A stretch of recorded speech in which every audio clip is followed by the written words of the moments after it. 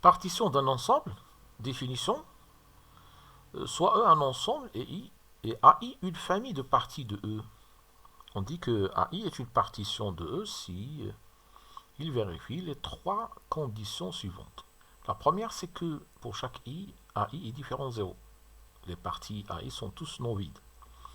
La deuxième, c'est que pour chaque IJ, I différent de J, AI inter AJ est égal à ensemble vide. C'est-à-dire que les AI sont 2 à 2 disjoints. Il n'y a pas d'intersection entre les parties. La troisième, c'est que la réunion est égale à E. La réunion de toutes les parties soit égale à E. Voilà, donc en résumé, donc une partition, c'est une famille de parties qui ne sont pas vides, que les parties sont tous non vides, et qu'il n'y a pas d'intersection entre eux, et il y a et leur réunion, c'est E tout entier. On peut dire aussi que ça revient à dire que pour chaque élément de E, il se trouve dans, dans une et une seule partie I. Par exemple, si on prend la famille suivante, c'est une famille constituée de trois parties de R. Moins l'infini, moins 2, fermé. Moins 2, 0, ouvert. 0, 3, ouvert à droite. Et 3 plus l'infini, fermé. Est-ce que c'est une partition de R? Oui, on remarque que ça, c'est vrai, parce que les quatre parties n'ont pas d'intersection entre eux. Ils sont totalement disjoints, 2 à 2 disjoints. Et de plus, leur réunion complète, c'est égal à R tout entier. Donc c'est une partition de R.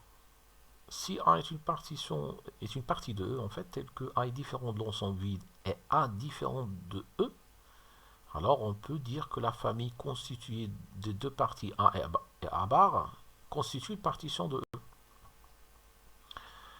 Donc c'est une partition constituée de seulement deux parties.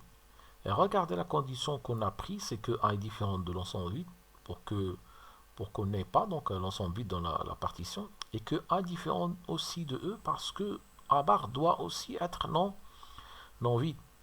Parce qu'on a déjà dit que les éléments de la partition ne doivent pas être vides. Donc A et A bar, les deux doivent être non vides, ce qui, ce qui revient à dire que A est différent de l'ensemble vide et A est différent de E. Si on prend R étoile et IR comme étant deux parties de C, est-ce que cette famille constitue une partition de C? Vous voyez que les deux parties sont disjointes, il n'y a pas d'intersection entre les deux, mais en fait, ce n'est pas une partition parce que la réunion n'est pas égale à C. Il y a des nombres complexes qui n'ont ni réel ni imaginaire pur. Par exemple, 1 plus i. Une remarque à dire, si un i est une partition de E, alors pour chaque x dont E, il y a un seul indice i tel que x appartient à E. C'est ce qu'on a déjà dit à la page précédente. Tout élément de E, il appartient à une et seule partie i.